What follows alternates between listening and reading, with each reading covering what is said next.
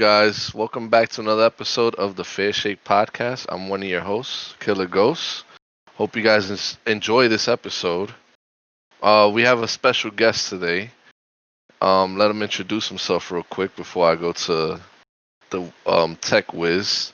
Go ahead, Steve. Hey everyone, this is Steven again. This is Killer Ghost's younger brother, and I'm excited to be here.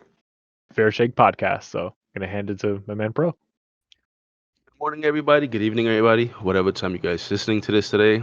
This is part two of Steven um, having a chat with us on the Fair Shake podcast. Soon we're gonna be in our first year of doing this, and I just want to thank everybody, truthfully, who's been with us for so long, for the ride. You know, I think eventually we might hit that overnight sensation where like we blow up, and we're still gonna be the same. I don't want anybody to think that we're gonna change our content and blah blah blah. We just want to talk and have things to relate to. So without further ado, on to the show.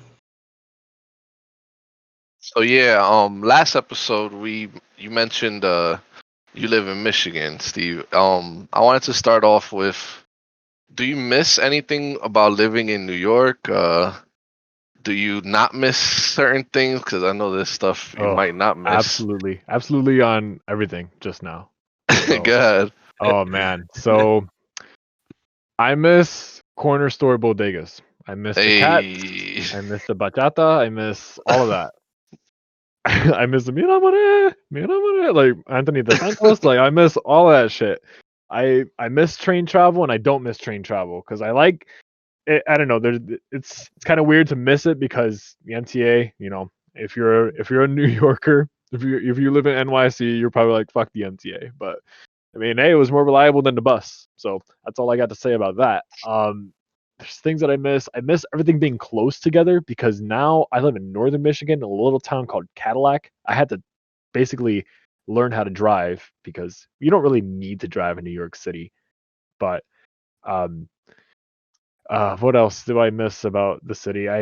Honestly, all my friends and family. I don't have many. I don't have family up here in Michigan. It's mainly just I moved up here to move in with Jenny, my girlfriend of 8 years, and I miss my I miss family. I miss going to hang out. I miss going to the movie theater. I'm sure now that's something that we can all relate to due to COVID, but I miss going to the movie theater with my friends, watching the next MCU film, and going to a friend's house and just playing games. Because when I came here, it was very isolating. But I'm grateful for like modern day technology where I can do like Discord chats and play games online. A lot of people ask me, "What do you like? How do you keep contact with your family?" Like, I call them, I play video games, we video chat, and honestly, it's a really nice way to keep in touch with people that are far away. So I'm grateful for that. I just I have know a you quick don't. question. I just want to interject. The you said COVID. We all have a relation to it, with the movie thing. Um, how much has that impacted your lifestyle over there? COVID. Honestly, over here up north, it hasn't impacted a whole lot because there are people here that neglect social distancing guidelines. This is, in my opinion, a very red state, not to get too political, but there are a lot of ignorant people that don't believe in the virus being real, or they'll say something along the lines of, well, the flu was more deadly and we're not doing anything about that. And I'm like, ugh, I just wish that people would inform themselves. And I believe it's up to people like us to approach others with a level head. Like you can't belittle them. You have to like let them know, hey man, but this is how it is. And it's like I said, it's up to people like us to help educate people without being condescending. But as far as how it's affecting my everyday life, store hours have changed, movie theaters are closed. Um, I haven't left the town a whole lot. I used to drive up north to a place called Traverse City. Beautiful area. They have a mom and pop video game store there. They have a nice movie theater. They have a beautiful like lakeside park. It's where one of the Great Lakes is located, Lake Michigan. huge lake. We used to walk around there all the time. I haven't been up there since August of last year, and it really breaks my heart because I'm pretty sure we can go up there right now, but it's a city, it's a little more congested, and if people aren't going to wear their masks, I personally don't feel comfortable going up there. So, yeah, it's affected. I would say 50-50. Okay, cool. Sorry, Chris. I was gonna ask. I know you don't miss those like 1 a.m. fucking fights out the window of people Honestly, screaming and shit. I mean, all right. So honestly, a little bit because I remember I would wake up and Chris would like he'll be laughing and looking out the window. I'm like, "What are you doing?" You're like, yo, check this out. And then there's these, there's there's a barber shop downstairs, and for whatever reason, downstairs in the apartment that I used to live, and for whatever reason, there's always beef going on down there. And it's always right by us, so it's people throwing chunks of ice at each other, people yelling in Spanish. So some days I'd get annoyed, sometimes I'd laugh. Like Yeah, it's 50-50 for that too. Chris, I'm grateful for Chris cuz he helped me appreciate that. I mean, now where I live now, I live in a house, and unfortunately like this is like my first time living like not like elevated upward, you know what I mean? So the sidewalk is super close. I can hear everything that's going on even louder. Like I sometimes hear domestic violence. I think it's domestic violence. I don't know, but not to get too dark on the subject. But I get annoyed with what I hear here. But in New York, I thought it was kind of funny. Music to It's your ears over here. oh, geez, you don't even Um, know. I know that me and my wife was talking about it because Chris knows. We've been looking to move like for the last couple of months, more so a whole year. And I remember when we went on vacation, we had a whole Airbnb, and just hearing like the crickets and like the wildlife and looking up and actually seeing stars. Oh yeah, I was just like, man, I crave for this. You know, the city is so congested and so much fucking pollution. The only one thing you see is the fucking moon, if that. But I yeah. digress. No, I wanted to get back to that too. Um, so when I was younger, I really didn't like it was ambition that fueled me to not want to be like the people that hung out in front of like the people that just hang out in front of their apartment buildings all day, just sitting around doing nothing with their lives and stuff like that. Like every now and then, if you go to a friend's house to chill, it's one thing, but just the people that stand outside the corner store, I really couldn't get behind that. And I'm like, I just didn't want that kind of life. And sometimes the very few times I would leave the city, like the first few times I flew over to Michigan to see Jen, it's like, wow, it's as you said, I can see the stars. It's quiet. I can hear the crickets. Back where her parents lived, it was like really quiet. It's just the countryside was so peaceful, and I would say for the most part, my life in Cadillac is pretty peaceful. I listened to a part of the podcast recently, the one where Juju was a guest, and he was kind of talking about Florida, and he's like, he wanted a little bit more of a peaceful life, and as did I, because I'm not much of a fighter myself. I mean, if push comes to shove, I'll do what needs to be done, but I would really prefer not to. So it's really comforting here for that reason. However, in that regard, it's worth considering purchasing a firearm because now I own a home, and that's something that a lot of my peers are recommending me to do. And I've gone shooting recently for the first time, and I'm like, you know what? I think this is something I can get behind. So Exhilarating, isn't it? yeah, it's a lot of fun actually. Mm-hmm. I mean, I wouldn't say it's scary because I shot two guns. I shot it was a pistol. I forgot it's called a 911. I forgot the exact kind. I know it's in Call of Duty because I saw the exact gun. I'm like, holy crap, this is the one I shot. And I shot a shotgun as well. Both times. It was just, oh, okay, this isn't so bad. So yeah, I'm considering getting something like that because Michigan is an open carry state, but I plan on getting a concealed carrying license just in case. I'd really hope to not use it, but it'll provide me that peace of mind, that security. But that's kind of life in Michigan on my end. you don't think the rabbits could help defend against a intruder? Oh my god. No, So, could so you tell me the story behind the rabbits? sure. So I own three rabbits. I got two of them in 2016. They were named Ruby and Daisy respectively. and I got another one last year in 2019 called Phoebe. So the story with the first two was I was still living with Jenny's parents at the time, and Jenny was really like, Jenny loves animals. So she's like, I really want a rabbit. I'm like, you know what? Yeah, I've always wanted a rabbit too, but my mom never let me when I was younger. And, I'm grateful for that as an adult. I'll get into that in a bit. But the thing with the rabbits, we went over to it was a pet store, and we saw these rabbits. I saw this brown one by itself, and I'm like, I want that one. I really want that one. And then Jenny points out a white one. The white one it's like called a New Zealand rabbit. That's their breed. I don't know the breed of the brown one, but that's that's the one she wanted. And we're talking about. I'm like, I really want this one though. And I'm like, I don't think the other one's not cute. It kind of creeped me out at first because the white rabbits have like red eyes, and it kind of scared me a little bit.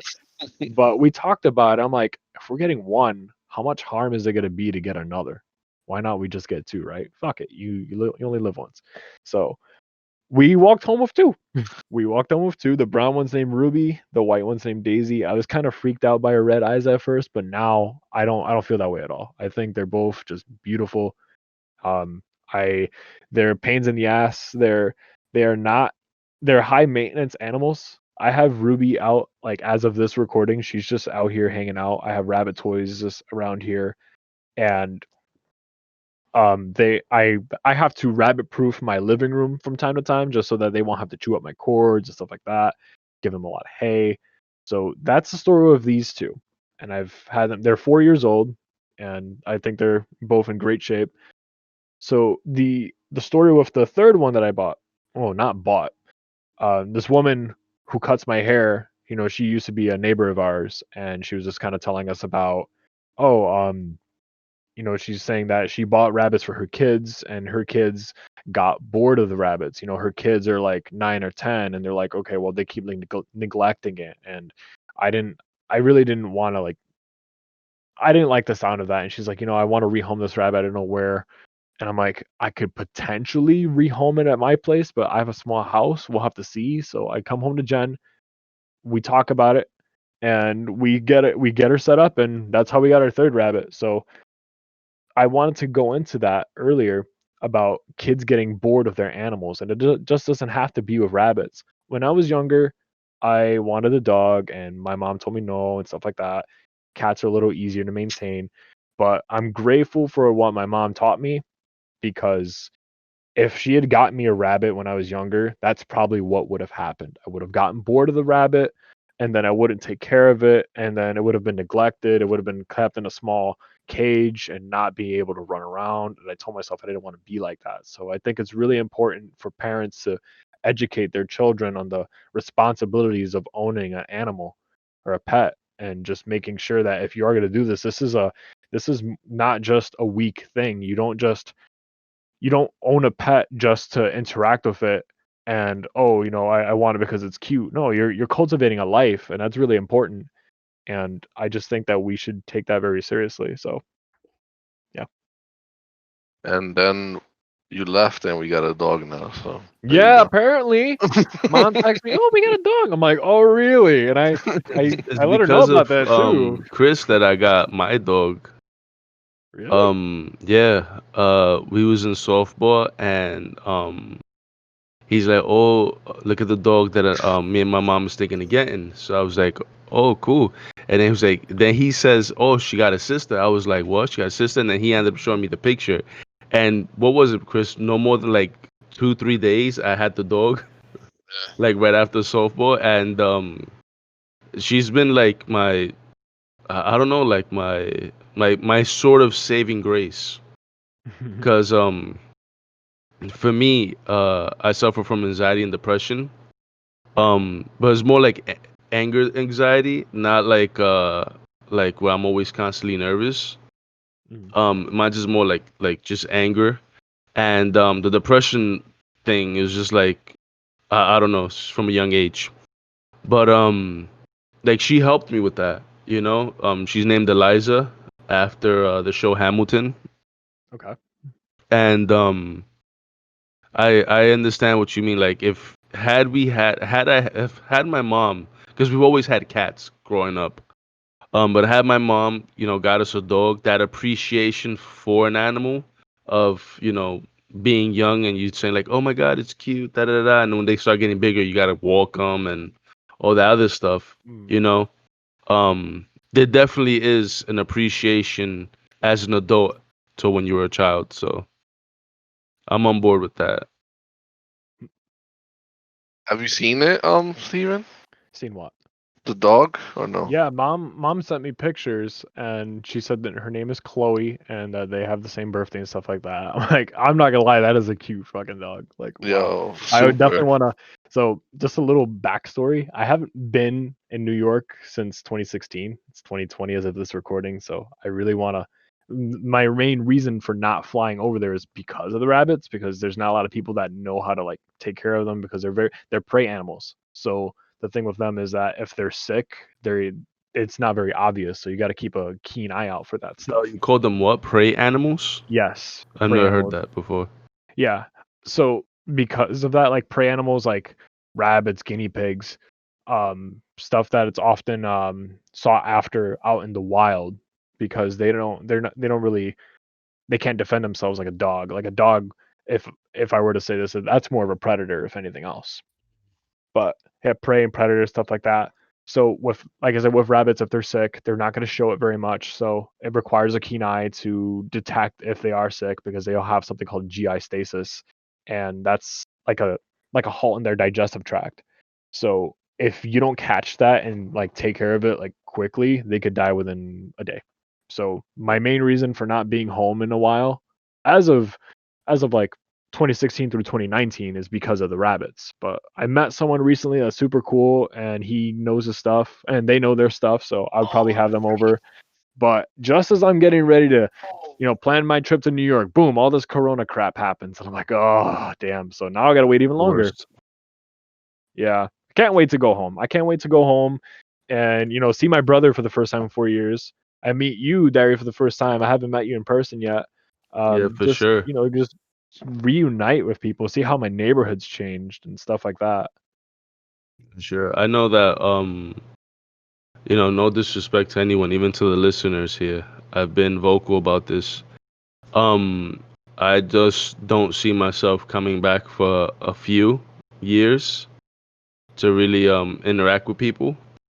I don't mind like technology being, that that link between us, but I just need, for my sake and my children's sake and my wife's sake, like I need to be away from this kind of like just this atmosphere, um especially where I live is just like, ugh, it's icky. I just feel disgusted every time I come out.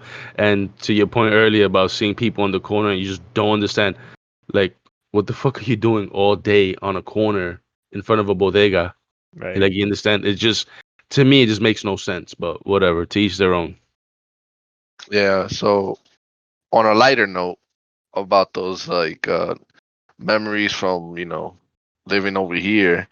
Do you have any favorite gaming memories growing up, Steven? Like either opening up a new system or buying that new game, or like the last episode we talked about how we would play Halo all day and stuff. All right. You So have any favorite gaming memories? I gotta serve y'all. So it's 2006, and how old was I in 2006? I was 13, so that means Chris was 16, and I wanted a Wii. So I was a big Nintendo head. I had a GameCube. I loved it, and I saw what the Wii can do. And as a 13-year-old, I thought, oh wow, this is actually gonna be really cool. The motion controls and stuff like that. And we couldn't find a Wii in stock because that was launch year. You know how it is with launch systems. I'm sure most of you guys listening right now are out there looking for Xbox Series X's, PS5s, maybe even the 3080 graphics card. You know the struggle of trying to find one, but you can't PC because it's that sold I out. have being built because I put custom stuff in and everything. Yeah, I'm not looking to get it with COVID and all this bullshit until probably if I'm lucky, like the first week of January. right. So So I know the feeling, and yeah, I paid for it too. yeah. So with that being said, going back to the whole thing with the Wii, I want me and Chris wanted a Wii, but we couldn't find one. And at this time, I think we had cable. So no, we were watching TV, and I'm seeing all of these Xbox 360 ads, mainly Gears of War, because 2006 is when the first Gears of War came out. Because this is what, December 2006, and Gears of War came out in November.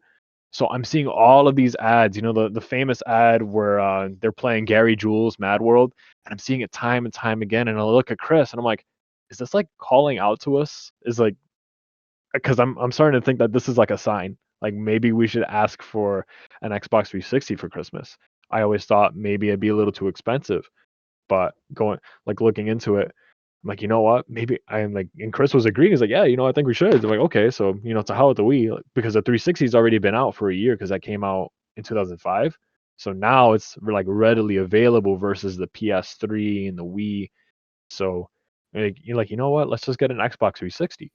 So my dad finds a deal online. And it's like you can get a 360 and 2 games of your choosing.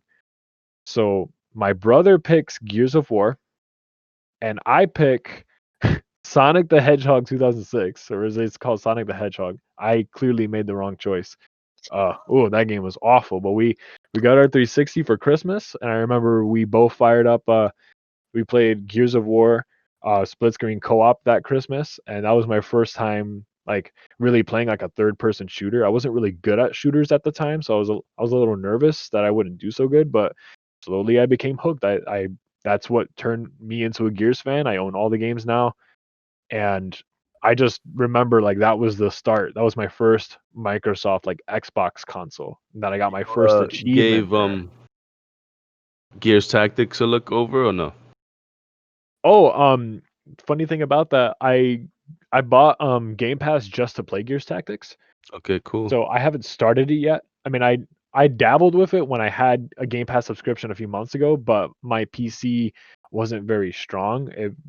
Like at the time my PC wasn't very strong, and I'm like, you know what? I do want to play this game, but I'm gonna wait till I have a better PC. And now I do. So I'm like, okay, you know what? With the Series X coming out, I can do like cross save. So I bought the subscription. I haven't redeemed it yet. So come Tuesday, I'll redeem my 3 month, and then I'll download Gears Tactics on both my Series X and the PC, so that way I can do like cross save and stuff like that. But I think that's a game that's really cool if you're into games like XCOM or even like Mario Rabbids. It's like a tactical turn-based not shooter, but tactical turn-based strategy game. Like And Fire it just, Emblem. yeah, kind of like that. And honestly, I think it's a nice look at a new look at the Gears universe for people that are invested into that stuff. You play as there's a girl called Kate in Gears 4 and 5. You play as Kate's father in this game, and I believe it takes place during Emergence Day, like when everything's like when shit hits the fan. So you kind of get some cool lore in here and there, like some nice backstory. But yeah, as far as gaming memories go, that's definitely one of them. Just like getting my hands on Gears of War, playing that, playing Sonic, and then realizing this is actually a shit game, and that's okay because we have Gears of War. So that's one of them. What about you guys? We talked about it in a previous Did episode, ya? but like, Okay. yeah, but like just to bring it up again, like stuff like the 360, as good as a console it was, it had its flaws. Oof. Mainly the red ring, The because Red Ring. I think we had like 360s, right, or I maybe thought we had like 4. 4. Yeah, Yeah, we we went through a couple, and I so remember I think the last one we got was the Modern Warfare one that the I black remember. one, right? It was like Yeah, MW2 on it. that my mom got for I think it was for both of us or for me, I'm not sure. But like I remember just opening that and I didn't know like she didn't that she got it for us, so I was pretty Woo. hype about that. Yeah, you were just But playing yeah, that. stuff like that, stuff like midnight releases for like the cards. I think I remember what was it for Halo that you got Elder Scrolls at the same time or something? What happened with Elder Scrolls, Skyrim. it was almost 10 years ago, November 11th, 2011. We were there that day. You and I were there to pick up Elder Scrolls for a Skyrim for 360, and that day they were also giving out, or they were starting to sell Halo Combat Evolved Anniversary, even though they weren't supposed to sell it till the 15th. Their mindset was, oh, it's not gonna sell a lot, so we'll just sell it now. I'm like, okay, whatever. I ain't gonna complain. So Yeah, they gave we us went both. home. Yeah, so we got I both of those. remember that. Yeah, Um, I remember getting. I got you the Vita. I remember that. yeah, I think that was for still your have it. birthday. Yeah, I do The remember that. PS4. I think I got for you too. I remember I was working in Models, or it was for both of No, us. that was the But PS3. So you bought you the PS3. sure? That, yep, I'm positive. I Yeah, remember you PS3. bought. I was working in Models. Yeah, and I Yep. remember in GameStop, I was like, "Oh, can you like put it on layaway or whatever? Like pay little by little." So I did that. I remember like 1 week I put half, and then the next week I put the other half, Yeah, that was and nice. I I got still the have that PS3. PS3. Yeah. Yeah. But like So stuff like that, and the Halo story I said in the last episode, we even like try to make a clan and everything in Halo. So yeah. Ooh. I mean, looking back at it now, it was poorly done, but yeah, I was what 15 something years old, and we made a little clan, and my only prerequisite, because I try to be easy on people, is, oh, you have to get at least 10 kills in a regular matchmaking game. Because in Halo, it's different from like Call of Duty. Call of Duty is more like arcade, fast paced. You can get kills left and right. But Halo, you have shields, so if you can get more than 10 kills, I'm like, all right, he's good enough. But I didn't consider KD. So I'm like, oh yeah, I see you got 10 kills, but I didn't consider if you had 18 deaths. You know what I mean? So, but there's stuff like that. I remember getting the Switch at midnight. I was one of the first people to get a Switch. I was thrilled to get that. Question for you on the Switch, right? What's up? I have a question for you on the Switch. Yeah, go ahead. So last episode you had mentioned you had purchased Hades on the Switch, right? Hmm. And I know for a lot of people they seem to think that the Switch is like subpar or just mediocre. When it comes to performance wise, I could see why. I'm not oblivious to it. And the Switch in my case is one of the best systems I own to date. You understand? And if rumors are true, we're supposed to get some form of pro version, Ooh, right? fingers crossed. Um do you think that the Switch is either extremely overrated or extremely underrated, and why? Hmm. I think it. I would say people just throw it under the bus too quickly. I think it's underrated.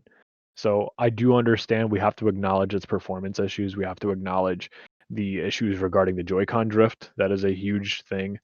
The lack of an Ethernet port, the lack of Bluetooth connectivity or native Bluetooth connectivity. I want to hook up some AirPods to it without needing an adapter. You know what I mean? Mm-hmm. But I think that the Switch is, I wouldn't call it a technical marvel, but I love it. It's my personal favorite Nintendo system ever. It has a absolutely huge library. And if most of those are ports or remasters, hey man, that's fine. That just makes the library bigger.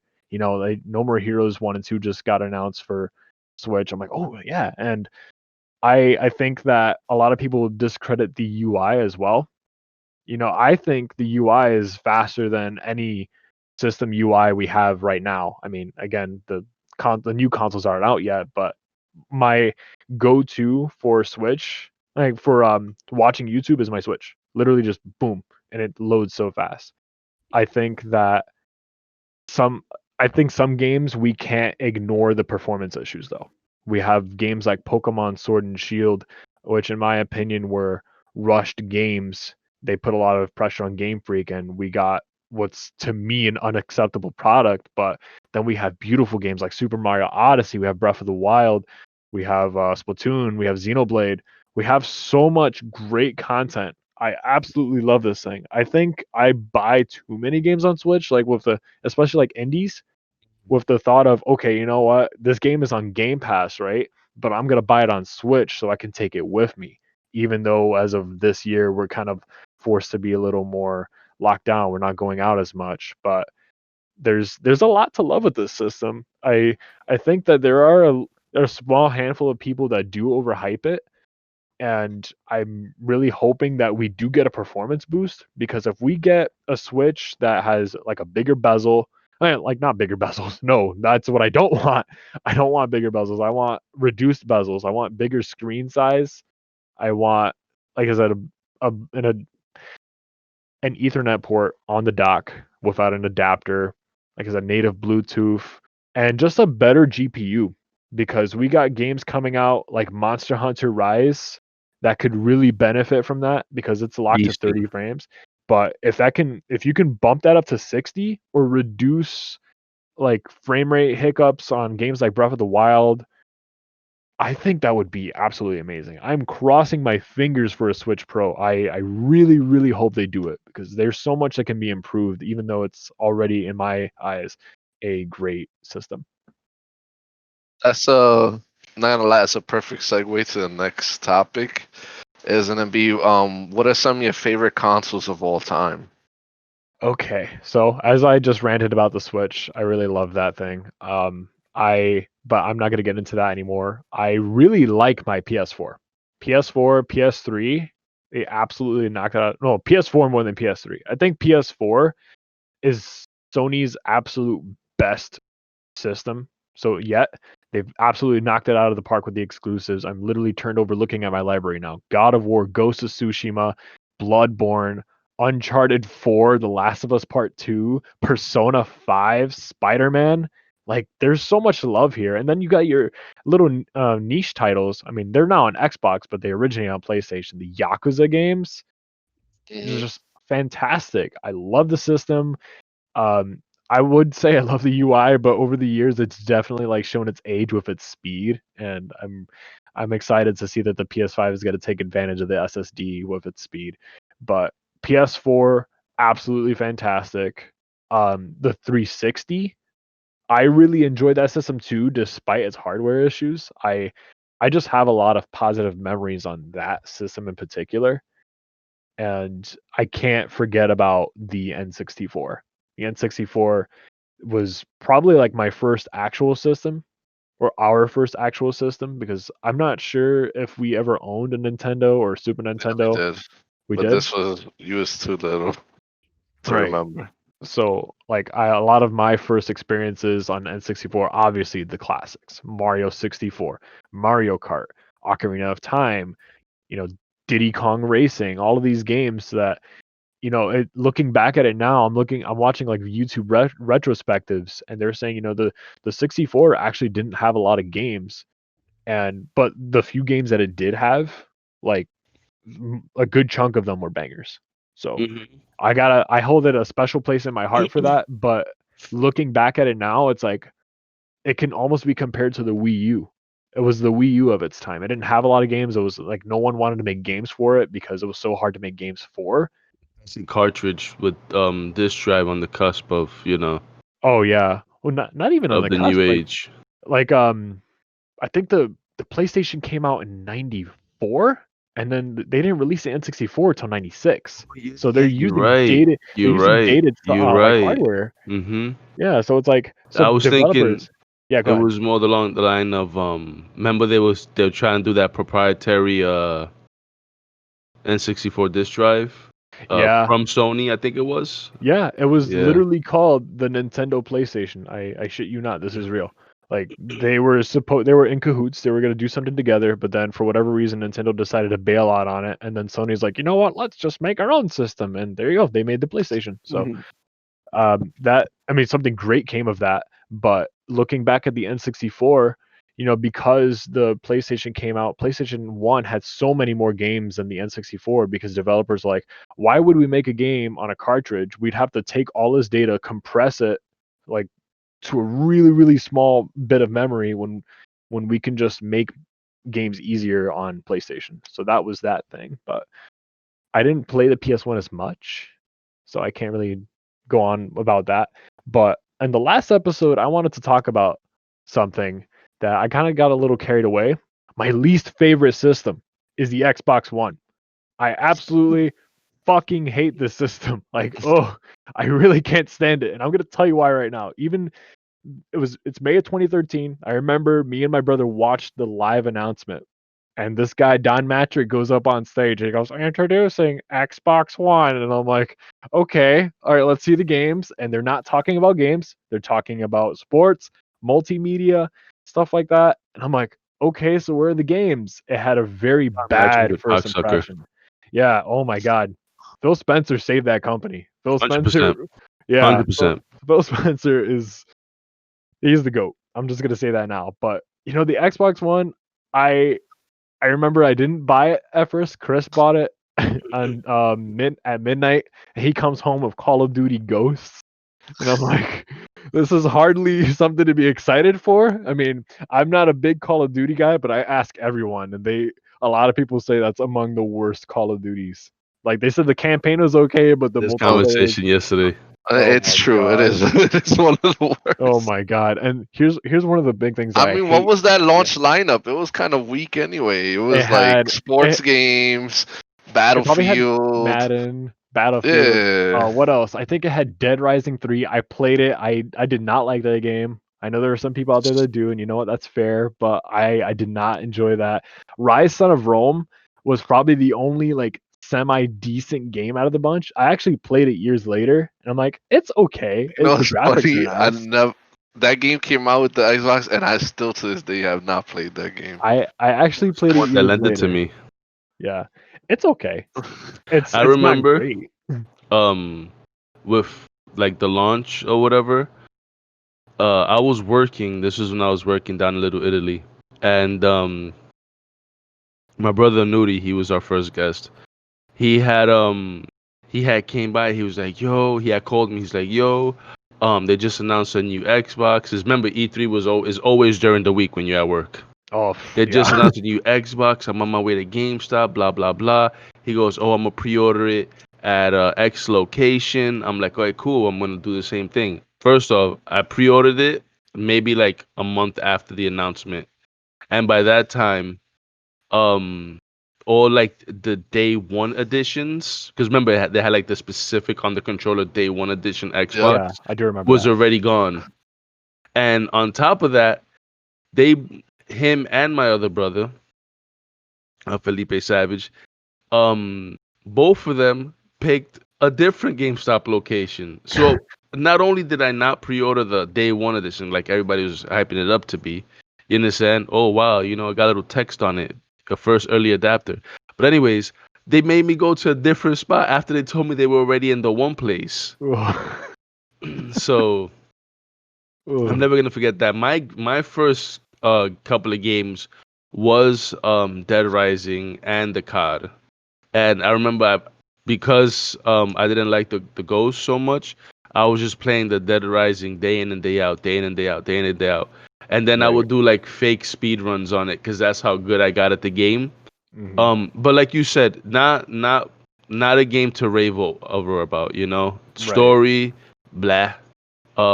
It was cool to see that amount of zombies because seeing one or two walking is kind of boring, but seeing millions and hordes of them shits was like, man, this does look unsurmountable. But it is arcadey. You're meant to kill them, not really struggle. So, Oh yeah. I wanted to go Anything back. else? Yeah, I was gonna say anything else you hated about the Xbox One, All the right. So fat back. here's one of. So obviously it's huge. It's Uh just huh. it's not it's not a very nice looking system. And I bought Nope. mine in 2015. So I actually used my brother's for a bit. The only reason why I wanted to use that is because Halo the Master Chief Collection came out, which to a Halo fan like me, it's like, whoa, it's like, okay, so it's Halo 1, 2, 3, and 4. Halo 1 and 2 are remastered. It's everything's 1080p, 60 frames per second. I mean, at the time on dated hardware like this, it can't meet 60 FPS because it's dated hardware. But now, Master Chief Collection's getting Series X improvements, so it's going to be 4K 120 frames, which is going to be absolutely nuts. But I'm sorry, I'm derailing from why I don't like the Xbox One. One of the other things is when it launched, it had this nasty ass Windows 8 UI, and it was bad enough that most of us hated Windows 8 as it is. So now you put it on our Xbox UI, and I'm like, oh, this looks nasty. It doesn't work very well. And I think my biggest thing that I absolutely hate about the system has two HDMI ports. Two. One for if you want to hook up your television to it, never and used it. then Never one. used it. Yeah, and even when I tried using it actually. I was just like messing with things for shits and giggles. I hooked up my Wii U to it, and there's a heavy amount of input lag and when you use the TV app. like with your Xbox One. It's like it's disgusting. It's never been used, and then obviously it came up with the Kinect. The Kinect was barely used. If you notice now, ever since Phil took over, they ditched all of that. The Series X does not have a Kinect. It does not have two HDMI's. So yeah, I think this is a massive improvement from what I'm seeing. Like launch Xbox One versus launch Series X. It's like wow, it's like night and day. So that's why I dislike the Xbox One, but the Series X is looking nice. Is that the only one that you like? Not don't like, but that is disappointed to you? Like, because I feel Wii like U. okay. Oh, I'm sorry. What were you gonna say? No, I was gonna say for me it's the regular PS4s like them sounding like Jacob's. His shit sounds like a jet when it's Like on, that. bro. And yeah, like that shit. Even the Pro sounds like a jet.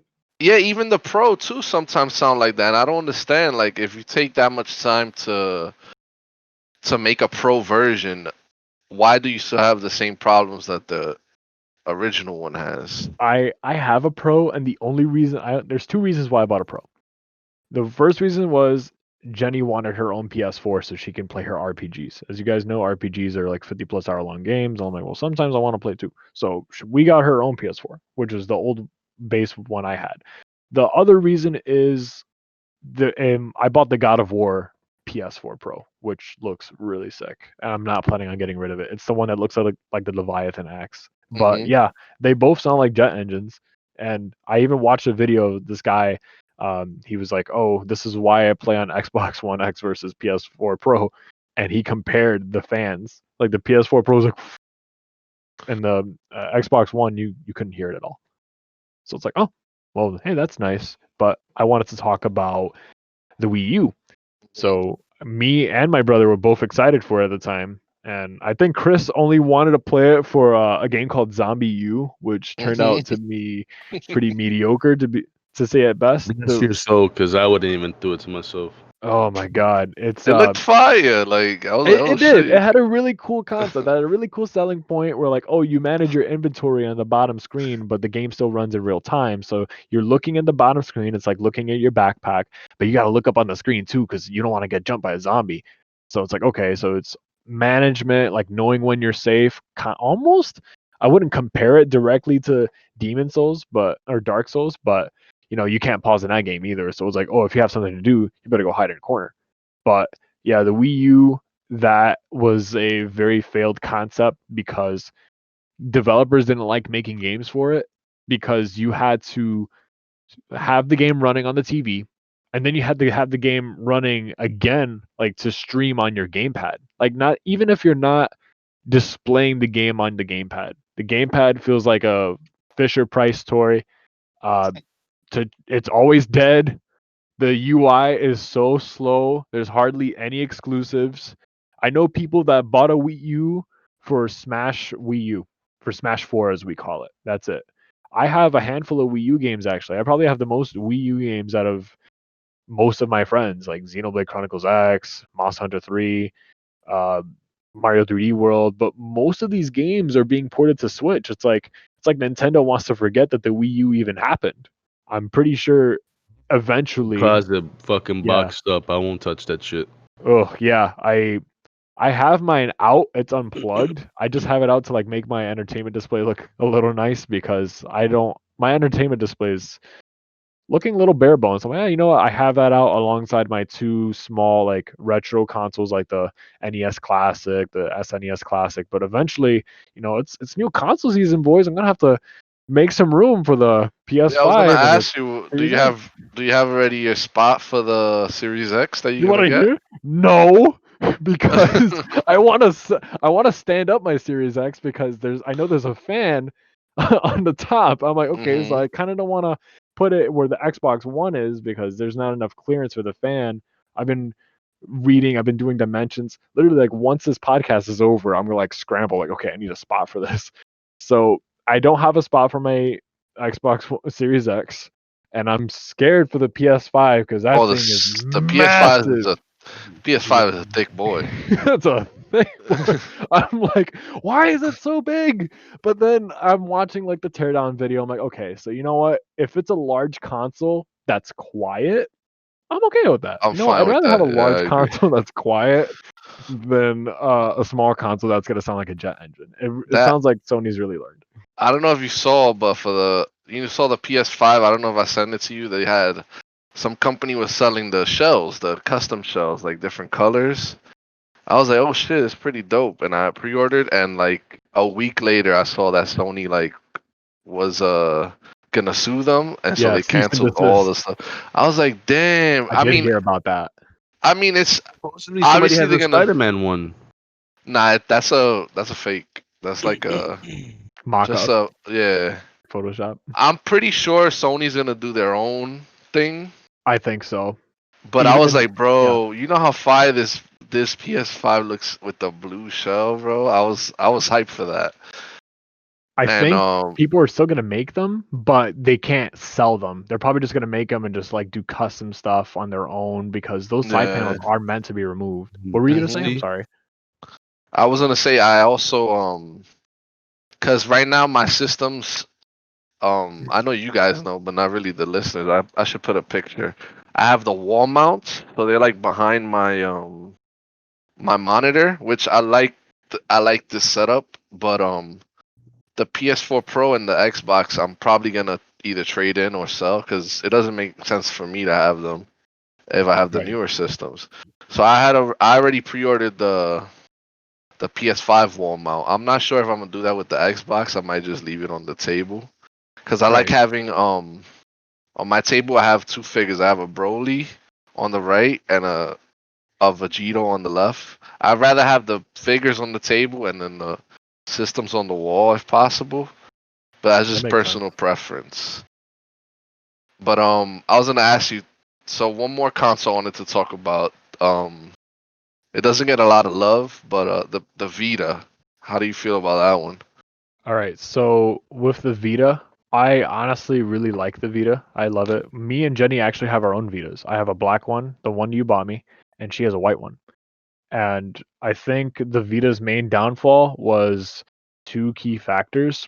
One thing was the cost of entry. It was really pricey. It was what? I think it was 250. I think it should have just been 200. The cost of entry as well as well, this is still reason one. The memory cards.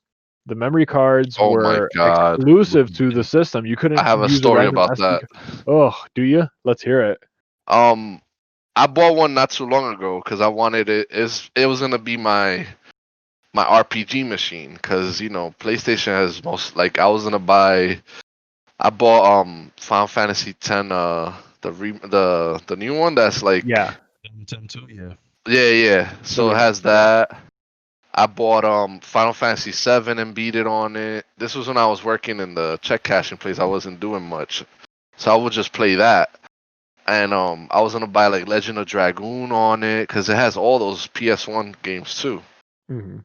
And I'm like,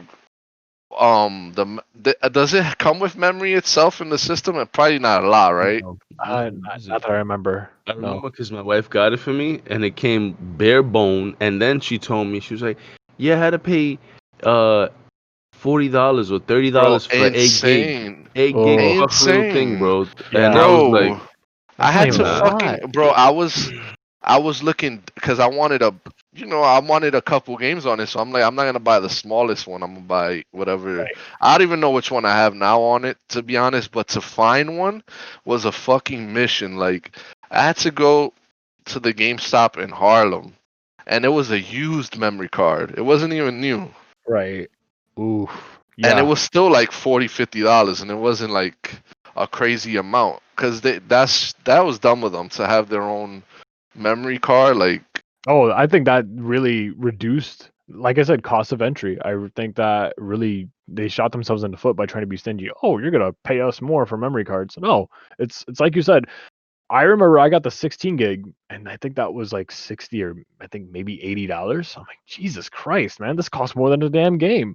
I mean, mhm. nowadays that kind of makes sense with SSDs and stuff, but I think that was one of the big reasons why the Vita failed in North America. Notice how I said North America because I'm gonna go into this now. I feel that North American support was bad over here. I mean, obviously.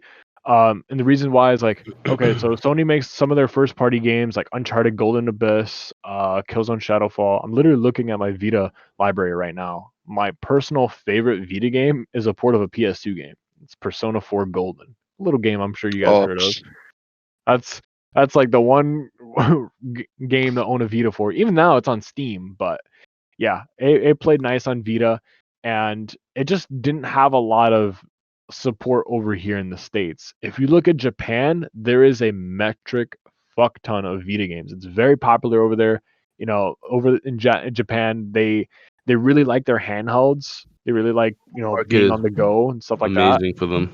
Yeah, that's why Switch Lite was made, I believe. It's better for commuting because it's so crowded over there. And like I said, over there there's so many Vita games. Jenny can, not to toot her own horn or anything, but Jenny can read some Japanese, so she's actually she imported some Japanese games, and she's playing them here. I'm like, wow, these games look gorgeous. So like visual novels and stuff like that, so she could read some of it. I'm like, these games look beautiful. There's a bunch of unlocalized stuff. Thankfully, the Vita is region free. That means you can play games from other regions, but North America didn't supply it a whole lot. They just didn't give it a lot of software support. I think it's a nice handheld. It supports Bluetooth, something the Switch doesn't even do. But it just they didn't make a lot of games for it. And then they were trying to sell you on the whole remote play as well with PS4, PS3 and PS4. Oh, you can play your PS4 games on your Vita. Well, let me tell you something. I tried it and it runs like shit. The remote play is just nasty, and that's kind of what made me like scared and like wary of cloud gaming. It's like, okay, if this runs like shit, I can only imagine Stadia or Xbox, but I have hope for those. But that's some of why the Vita gets a lot of hate. I do love it. There are some games on it that are like really nice. Like I said, Gravity Rush, some ports of like Metal Gear. There's a few RPGs on there. Like you were just saying, that's gonna be an RPG machine. Jenny was playing Trails of Cold Steel 1 and 2 on there, and I played some visual novels there too, like Danganronpa. There's quite a bit to love there. Like I said, there's just not enough. So that brings me to probably the last topic for this episode. I know you've played many games in your life. We all have. Oh yeah. But if you can put together a top 10 list, 10 being, not the least favorite, but, going from 10 to 1 in favorite, what would be your top 10 games of all time? Oh jeez. If you could throw it together real quick. All right. Top 10. You can either do it, it could be any order if it makes it easier for you. Okay. So in my number 1 spot, I'll spoil it now. It's a tie. I don't know what's my number 1 right now. My number 1 for years, it was Metroid Prime for GameCube. It was my absolute favorite game of all time. However, like I said, it's a little game that came out this year called Doom Eternal that I absolutely love. I go back to that game so much. Like I think that's gonna be my Resident Evil 4 for some people. Like there are people that I know that play that game every year. Like, oh, they love Resident Evil 4. Well, what? I love Doom. I love Doom Eternal. I could just jump in and play it. So that would be like my top, like either one of those two. So what? I'll say Metroid Prime 1 is my number 1. Doom Eternal will be number 2. I think God of War would be my number 3. I think God of War is honestly one of the best games ever created. It is absolutely The last one. Oh, the last one, PS4. Okay. Yeah, I always have. Yeah, I forgot. I have to like specify that. No, yeah, no, no. God of War. If you say series, it's okay. Saying a series of a game, we'll include all of them part of that. Oh yeah. Right. You could do that too. Well, yeah, God of War is definitely like up there. It is so good. Persona 5 would probably like Persona 5, Persona 5 Royal. I haven't played Royal yet, even though I have it, and I know it's pretty much Persona 5, but just more content. I'm saving that for a rainy day because I'm saving that for the PS5, man. That's a big beefy game, and I'm like, I don't have time to jump into that. But Persona 5 is like masterclass RPG. I agree. It's probably my favorite, and I've played a lot of really good RPGs lately, like Dragon Quest 11, Xenoblade. So what's that, number 4? Hmm. Um, I think Super Mario Odyssey would have to be 5. Super Mario Odyssey, that was so fun. It was just definitely like best 3D Mario hands down. Like people will probably say, what about 64? Well, if you played the newly released ports, you can see that it didn't age very well control wise. I mean, graphically too, but control wise, I'm Well, like, I hate the ugh. controls. It's so Yeah. fucking awkward. But what are you gonna do? Oh, exactly. It's like, yeah. I personally think they did a bad job with the port, but that's just me. Um, I I don't know if I can do 6, 7, 8, 9, and 10, but I guess I can do series now. Yeah, you can if you want. Yeah, I would definitely put Halo as one of my favorite series. I love Halo. I've played all of them, and I know Infinite's looking rocky, but I I really can't get enough of it. I still play Master Chief Collection to this day. Um, I play Halo 3 with a friend of mine from work. He was a Halo 3 veteran, and I'm kind of like getting back into it.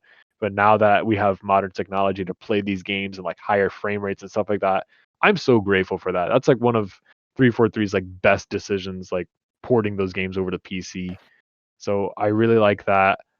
Um, I would have to put, what is it? I'd have to put Final Fantasy up there as well, as far as like a favorite series would go. 15 was a bit of a disappointment, but I feel like 7 Remake was really good. I think the only thing I don't like about 7 Remake, there's two things. One would be like the aerial combat. It could be a little more polished. It could be better. It's not that solid yet. And there's just a lot of like it's the way the game is structured with the chapters. It's like, oh, okay, that could be done a little better. There's some cutscenes that you'll have to sit through and skip. If I'm probably not making any sense here, No, but no. sometimes, For me, like the definitive edition is 7, the hands down the first one, oh, first absolutely. iteration. But I don't. I think that this game was obviously catered to a newer generation, you know, and Mhm. still giving the people of old that nostalgic. Hey, this is a story. This is just reimagined in a different way. So I'm not really going into it like hoping to be the best game of all time when it comes to Final Fantasy remake. You know. Right. I think, well, I had this discussion with a friend of mine who's very passionate about Final Fantasy. We had this discussion multiple times. And I mean, I agree with him on most of these points.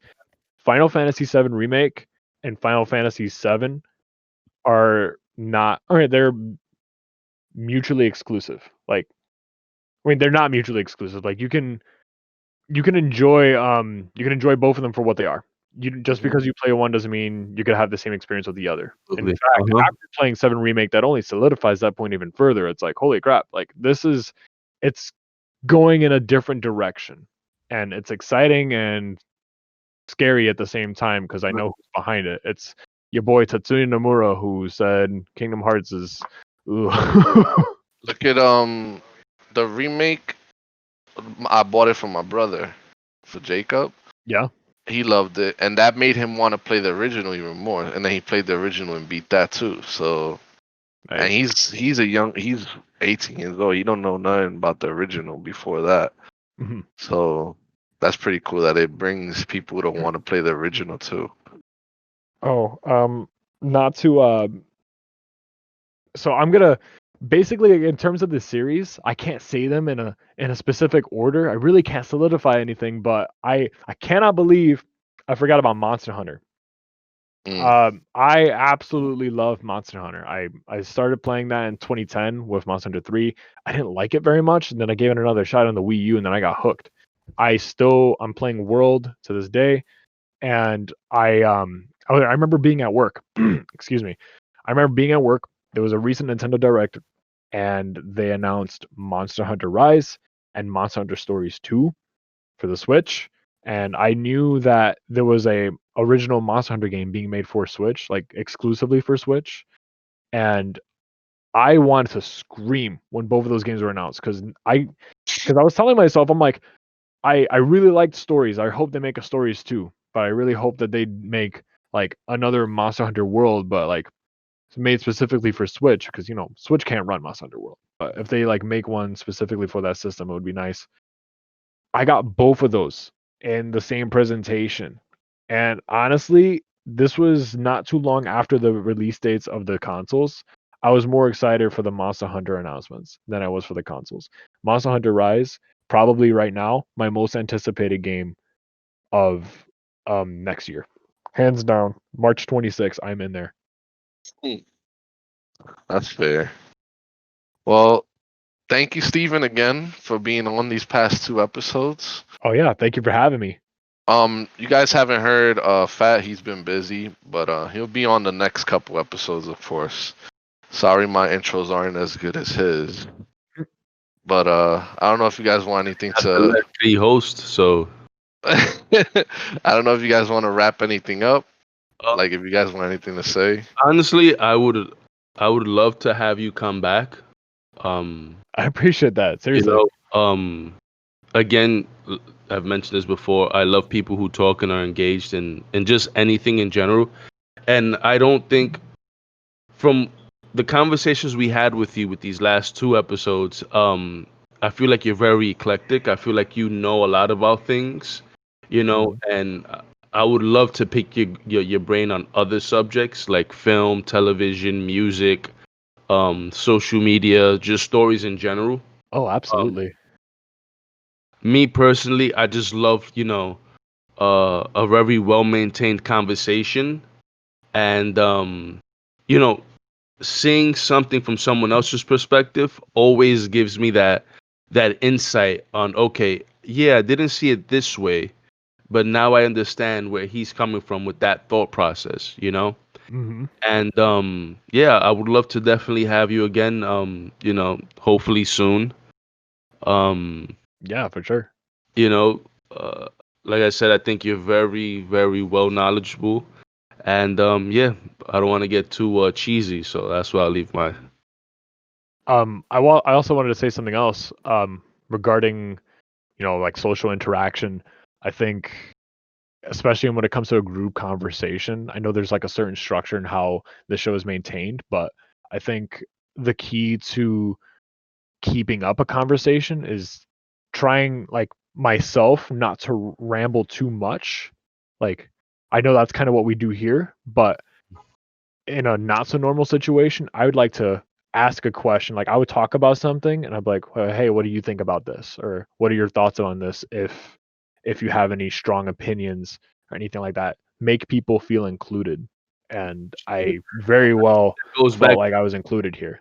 that thing that goes back to early on in this conversation when you had said you know um about even though some people may be ignorant to the fact of COVID or whatever, it's just like speaking to them in a way where they know that even though they're wrong or they may seem wrong, you know just allowing them to still speak. And I think that's something that's in this echo chamber um still prevalent, is that a lot of people don't allow other people to speak and just listen.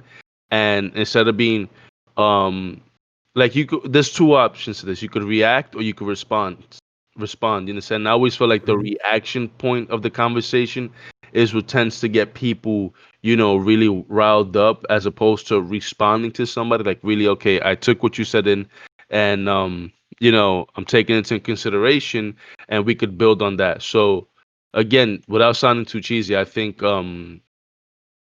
everything that you had to say, everything we spoke about, I absolutely loved, and very engaging, and insightful conversations we've had these last 2 episodes with you. Oh, for sure. I'm hoping next time when next time you guys have me, I would love to have Fat back here too. I miss that guy. So Yeah, yeah, for I sure. think that'd be fun. So yeah, again, thanks for having me, guys. Thanks for letting me spend my share on the Fair Shake podcast. Yeah, this won't be the last time you're on, don't worry. I do have an announcement though for next couple episodes. We're gonna start another movie series. We're gonna do the X-Men movie series. So we're gonna do those in chronological order. Okay. So the next couple episodes will be that us ranking and reviewing those. We're gonna start with the first two would be X-Men First Class and X-Men Days of Future Past. So get ready for those. And other than that, I guess that's it. It's the Fair Shake Podcast, suckers.